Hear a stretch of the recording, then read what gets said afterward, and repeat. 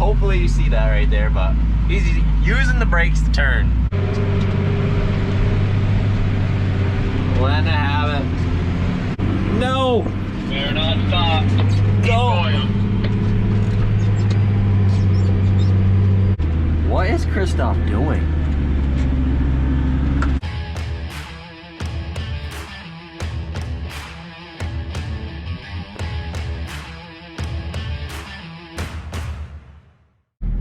Well, we're starting Snaplish today, and I'm just waiting for the chopper right now. You can see a spout right over there. We're gonna get out and we'll show you where it's going today. So you can see it's muddy. And she's working. That's the 200 right there. Our tractors are gonna be filthy by the time we're done. This is the first field.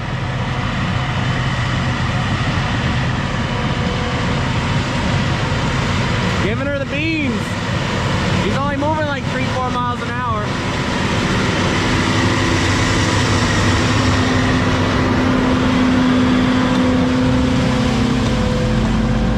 As long as it's pulling it, we're chopping.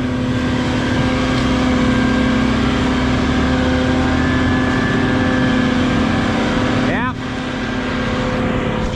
There's gonna be a lot of ruts to chisel plow in. But we harrow it first anyways to get the corn stalks in. And then that smooths it out a lot anyways, and then we chisel plow it in the spring. So the ruts really aren't a big problem. So what we just did is we opened up all the outside rows right there. You can see we were around the whole field, and then opened up once in the middle. And that's just so that when we get to the ends on the middle sections, we're not running over corn, it's all gone. But now we're just gonna go straight up and down pretty much in this section right here. It's pretty wet, but we're getting it done.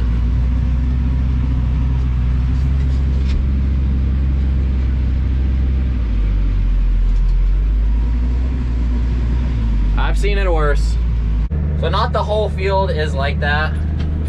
Where I'm driving right now is pretty nice. It's a little wet right where Ferdy is right now.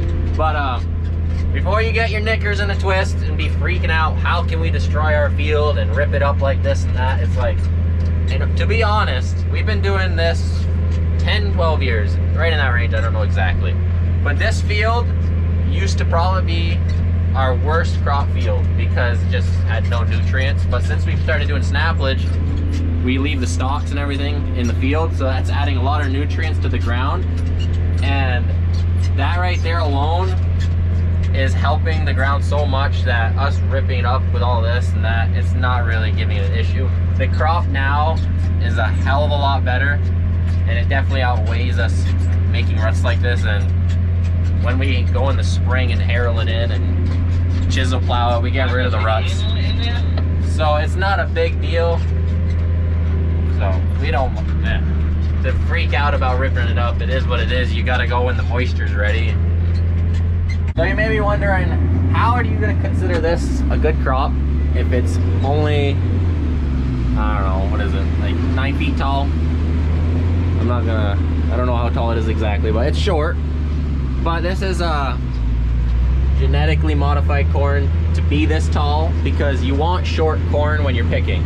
Because you see that it has to pull the corn straight down so that there's only a little gap right like this wide, and that right there is only that big. That way when the ear hits it, it rips it off, but the stalk will keep going down because you want as least stalk in the cab as possible, or into the chopper as possible. That way we're only getting ear because that's all we want.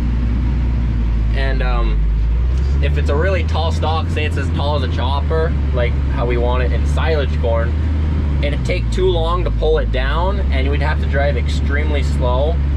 And then a lot of times half of it snaps off because it's so dry, and you put a lot more through the chopper than you want. So in the end, you're actually not getting a lot of snaplage, you're getting a lot of silage with it, so it's kind of defeating the purpose. So this corn is specifically chosen to be short, and then also have full ears so that there's kernels all the way up, and they're pretty good size. Because we're getting a good pipe out of the chopper right there. It's taking 2 dump wagons and 2 trucks to keep up. We're about a mile from the farm. And he's chopping right at 4 miles an hour pretty much. I'm spinning, but this tractor has ground radar, so that's actual speed.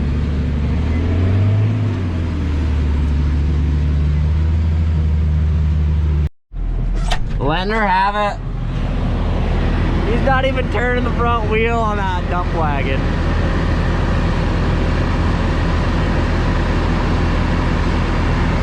Feed her the cord. Full send out here.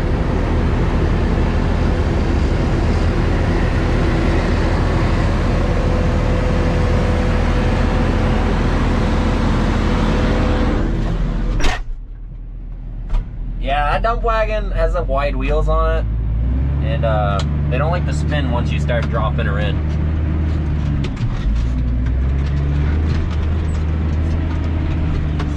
About to take over for him right here.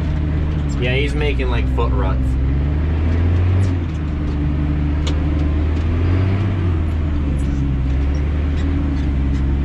He's gonna take off. And I'm gonna start getting chopped into. The one big problem with having it so soft, well, I guess there's more than one. He's struggling. Yeah, that's why we're not gonna keep chopping and filling it. So we are not even making dump wagons fully full. That way you can just full send it out of here and still pull it and not get stuck.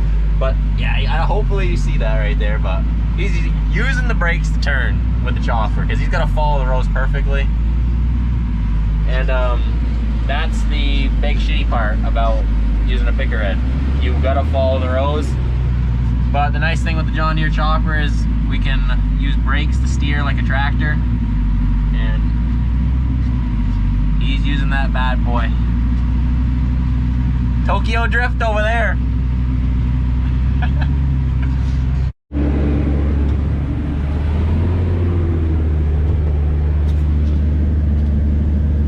She's bowling, sinking a little,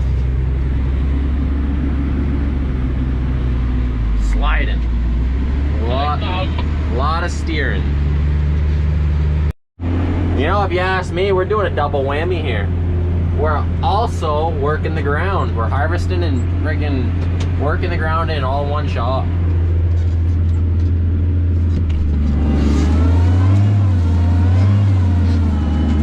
Sliding all around.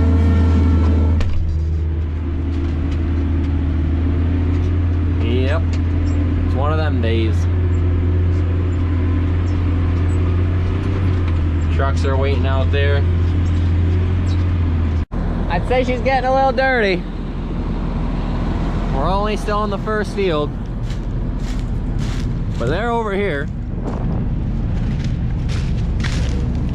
Let's see how this is coming along for them. Not too wet right here. A little bit of spinning down there, but he's pulling through.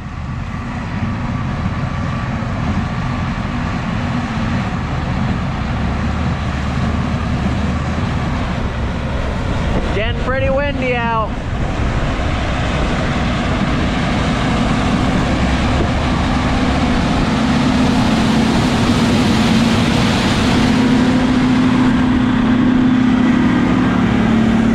I better hop back in my tractor. So what I should mention is this right here, you can see the big hill. Yeah. But what the corn stalks are doing is it's pretty much doing exactly what a cover crop would do. Is like say it rains and you get washouts normally on hills. This is pretty much doing what a cover crop does, and it's protecting the ground from washouts. So not only is it adding nutrients to the ground because we're leaving it there to work in, but it's also protecting the ground. Oh, I'm spinning. Wait a minute here. Pulling a little hard. But it's also protecting the ground from being washed out from any rains or anything. So it's kind of doing a double whammy. We're about 3/4 full. And I'm trying to pull this hill right here. Oh yeah.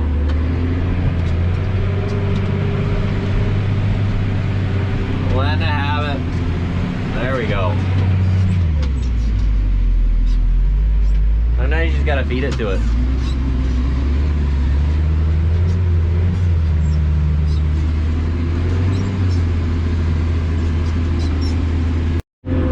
Yeah, I'm trying to turn around here, but we're going straight.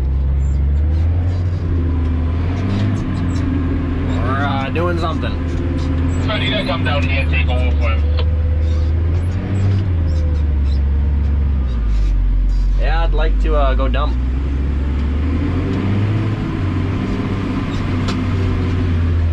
We are dropping it right down to the end.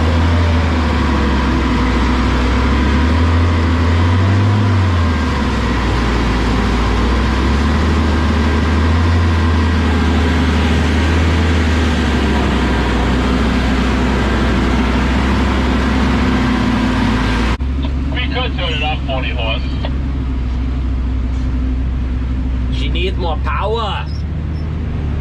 Oh, there's a good chance we're gonna spin right here. Because he was spinning over there. Oh no. No! We're not stopped. Go! We are don't stop. Oh, I kicked it out of 4-wheel drive. It only took 2 days, guys. It sounds like you guys have fun. Alright, so what just happened right there, when I said it kicked out of 4-wheel drive, is the tractor has a stop limiter pretty much when you exceed a certain speed with your speedometer. For like road travel, it'll kick it out of 4-wheel drive, and on this tractor it's 11 miles an hour. So if you go over 11 miles an hour, it'll kick it right out and put it in 2-wheel drive. That way, if you forget it on the road, if you pull out of the field and go on the road, it'll do it automatically for you.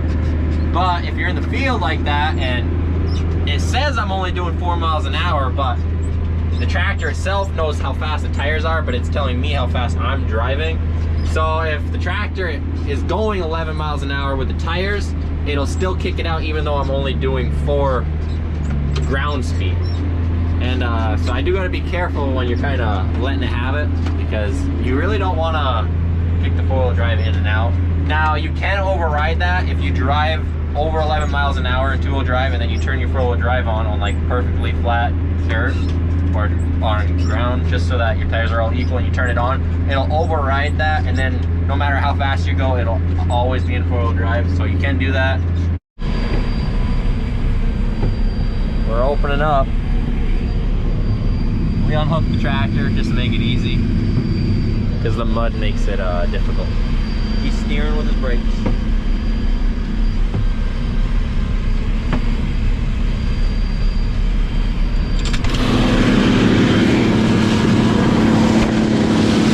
Oh yeah, a lot of brake steering. He's working.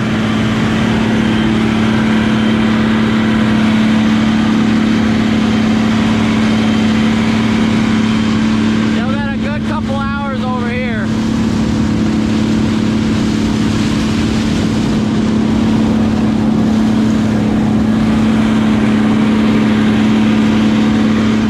We might be hooking the tractor on because I don't think he can pull it. We got to get the tractor. We'll just keep going. Gonna putter her along. She's going. Feed her the cord. Oh, he made it through. We have had times where we had to hook the tractor on to pull it, because the chopper just couldn't do it.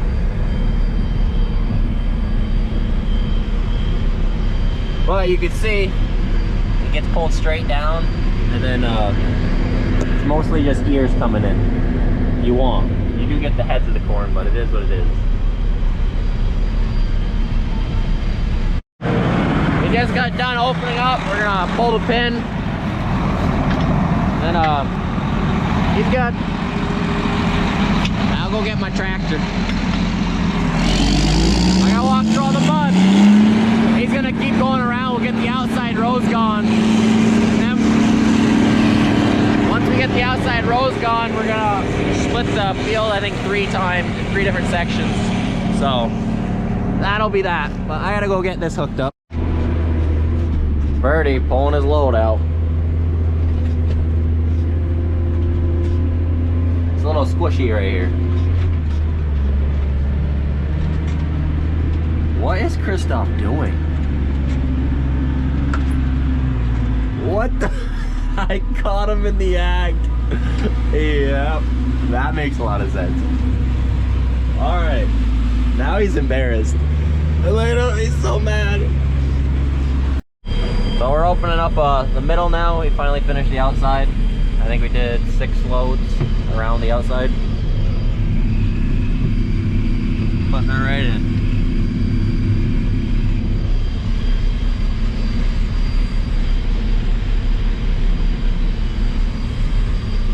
Even got his little fancy camera.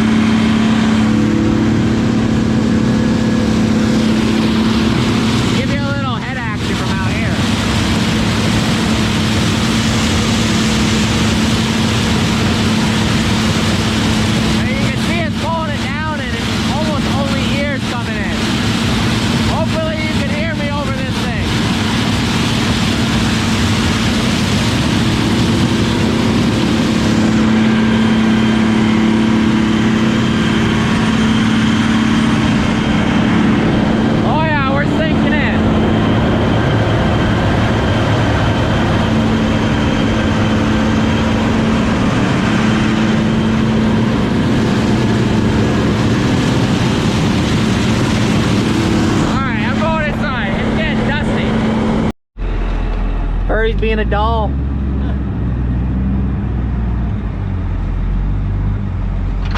That makes it a lot easier. Oh, I gotta do my own hoses. Damn it. Well, I figure I'd show you a little bit of the reason why we made it square. I'm sliding all around this muddy, but he's chopping in from the opposite side. So having the dump wagon squared up like this makes it easy for him.